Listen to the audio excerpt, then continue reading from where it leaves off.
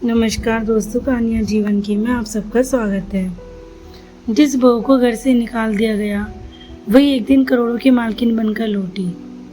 रात के करीब 9 बजे थे। आसमान में बादल गरज रहे थे और हल्की हल्की बारिश शुरू हो चुकी थी। उस बारिश में एक लड़की हाथ में एक पुराने से कपड़ों का बैग लिए अपने ससुराल के दरवाजे पर खड़ी रो रही थी। उसका नाम काव्या था। उसकी आंखों में दर्द, चेहरे आंसू में भीगा हुआ था और दिल में ऐसा तूफान था जिसे शब्दों में बयां करना आसान नहीं था। सामने खड़े थे उसके पति राहुल, सास कमलती और ससुर गोविंद प्रसाद। राहुल की आंखों में गुस्सा तो और आवाज में जहर। निकल जा इस घर से काव्या, राहुल ने चीखते हुए कहा। तू इस घर के लायक नहीं है। तेरे आने के बाद मेरे बिजनेस में नुकसान ही नुकसान हुआ है। माँ सही कहती, तू इस घर के लिए अपशगुन है। काव्या के पैरों तले जमीन खिसकी। उसने कांपती आवाज में कहा, राहुल मैंने किया क्या है? मैं तो इस घर को अपना घर मानकर सबके लिए जीती रही। सुबह से रात तक काम किया, आपकी हर बात मानी, फिर भी मेरी गलती क्या है? कमला देवी तिरस्कार से ऐसी गलती तेरी सबसे बड़ी गलती यही है। तू गरीब घर से आई है, ना ढंग का दहेज लाई, ना हमारी बेटी की किस्मत बदल पाई, ऊपर से बिजनेस में घाटा हो गया। अब हम और बोझ नहीं ढो सकते। काव्या ने ससुर की तरफ उम्मीद से देखा। गोविंद प्रसाद हमेशा चुप रहते थे, लेकिन आज काव्या को लगा शायद वो कुछ कहेंगे, मगर उन्होंने भी नजरें फेर ली। राहुल ने उसका बैग बाहर फेंका और दरवाजा उसके मुंह पर बंद कर दिया। उसी पल जैसे काव्या की दुनिया उजड़ गई। वह भीगती बारिश में सड़क पर बैठ गई, एक हाथ से बैग पकड़ दूसरे हाथ से अपने आंसू पूछती रही। उसे बार बार वही सवाल काट रहा था, जिस घर को उसने अपना समझा उसी घर ने उसे पराया क्यों कर दिया। काव्या का मायका भी कोई सहारा नहीं था। पिता की मौत के बाद माँ बीमार रहती थी और छोटा भाई भी पढ़ रहा था।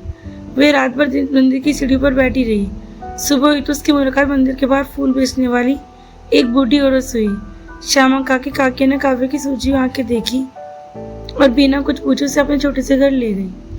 काव्या ने सब कुछ बताया। श्यामा काकी ने उसकी बात सुनी, फिर उसके सिर पर हाथ फेरते बोली, बेटी भगवान जब किसी का सब कुछ छीनते हैं ना तो समझो कुछ बड़ा देने की तैयारी करे होते हैं। तू टूटी नहीं है, बस आजमाई जा रही है। काव्या ने आंसू पूछे, लेकिन दिल में दर्द अभी भी उतना ही था। अगले उसने नौकरी ढूंढनी शुरू की। कहीं उसे त्यागी बहू कहकर मना कर दिया गया, कहीं उसके पास एक्सपीरियंस ना होने का बहाना बनाया गया। 3 दिन तक भूखी प्यासी भटकने के बाद उसे एक छोटे से बुटीक में काम मिल गया। मालिक थी मीरा मैडम, जो अपने व्यवहार में सख्त लेकिन दिल से बहुत अच्छी थी। काव्या को कपड़ों की सिलाई कढ़ाई अच्छी आती थी। बचपन में से अपनी माँ से यह हुनर सीखा था। मीरा मैडम ने उसकी डिजाइन देखे तो पहली बार किसी ने उसकी तारीफ की। तुम्हारे हाथों में कमाल है काव्या, अगर मेहनत की तो एक दिन अपना जरूर नाम जरूर बनाऊंगी। काव्या ने उस दिन ठान लिया, अब वे रोएगी नहीं, अब वे खुद को साबित करेगी। दिन में बुटीक पर काम, रात को घर लौटकर डिजाइन बनाना, ये उसकी दिनचर्या बन गई। कई बार थक कर हाथ कांपने लगी, आंखें बंद होने लगती, लेकिन उसे राहुल की वो आवाज याद आती, तू इस घर के लायक नहीं है, और वही आवाज उसके अंदर आग बन जाती। उसे अपना दर्द अपनी मेहनत में बदल दिया। वे पुराने कपड़ों को नया रूप देने लगी, साड़ियों पर हाथ से कढ़ाई करती, दुपट्टों पर ऐसे डिजाइन बनाती देखने वाले रुक जाते। धीरे धीरे बुटीक में ग्राहक बढ़ने लगे। लोग पूछने लगे, ये नया कलेक्शन किसने बनाया? मीरा मैडम उसका कर कहती, हमारी काव्या ने। एक दिन शहर में बड़े फैशन एग्जीबिशन का ऐलान हुआ। मीरा मैडम ने काव्या से कहा, इस बार हम अपना बेस्ट कलेक्शन वहाँ भेजेंगे, उसका लीड डिजाइन तुम करोगी। काव्या घबरा गई। मैं अगर सबको पसंद नहीं आया तो? मीरा मैडम ने उसका हाथ थाम कर कहा। जिस लड़की ने दर्द सहकर में हिम्मत नहीं छोड़ी हो वो हारने के लिए नहीं बनी। काव्या ने एग्जीबिशन के लिए दिन रात मेहनत की। उसने हर डिजाइन में अपना संघर्ष, अपनी तकलीफ, अपनी उम्मीदें पिरो दी। एग्जीबिशन का दिन आया। शहर के बड़े बड़े व्यापारी, फैशन हाउस और मीडिया वहाँ मौजूद थे। जब काव्या का कलेक्शन मंच पर आया तो सबकी नजरें ठहर गई।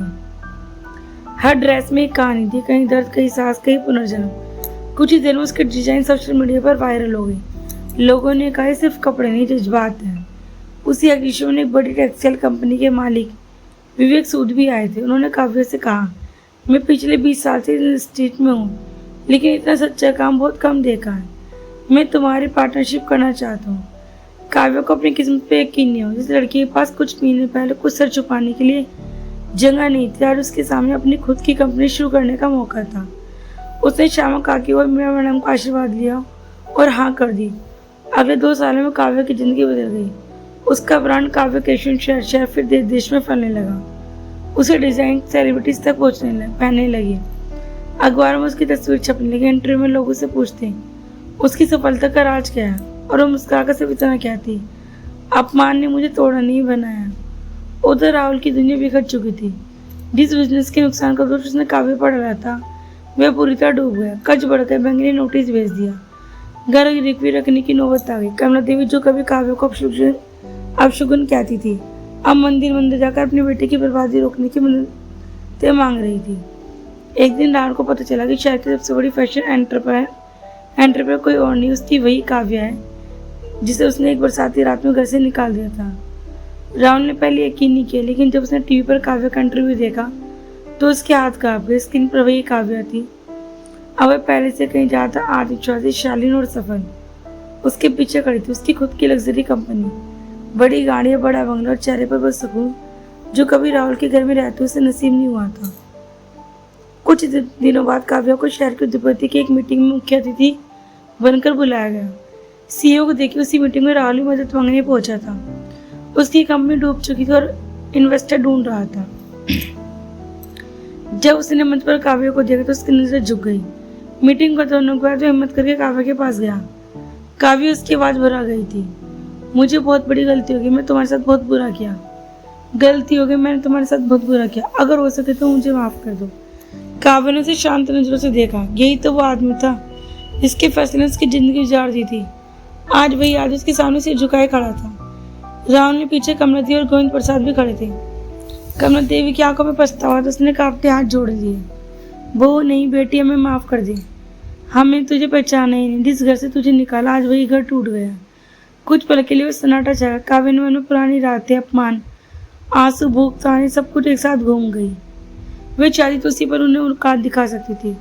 चाहती तो कह सकती थी कि अब याद आई भी है, लेकिन उसने गहरी सांस ली और कहा, माफी मांगने के लिए साथ चाहिए और अपनी गलती मानने के लिए उससे बड़ा दिल। मैं आप लोगों से नफरत करके अपने घाव और गहरे नहीं करना चाहती, इसलिए मैं आपको माफ करती हूँ। लेकिन याद रखिए, माफ करना और वापस वही रिश्ता ही निभाना दो अलग बातें हैं। राहुल की आंखों में आंसू निकल पड़े। काव्या आगे बोली, जब मुझे सहारे की जरूरत थी तब आपने मेरा साथ छोड़ दिया। आज मैं अपनी मेहनत से यहाँ पहुंची। मैं आपके लिए दिया रख सकती हूँ, लेकिन अपनी इज्जत फिर कभी दाव पर नहीं लगाऊंगी। इतना कहकर उसने अपने सचिन को बुलाया और राहुल की फाइल मंगवाई।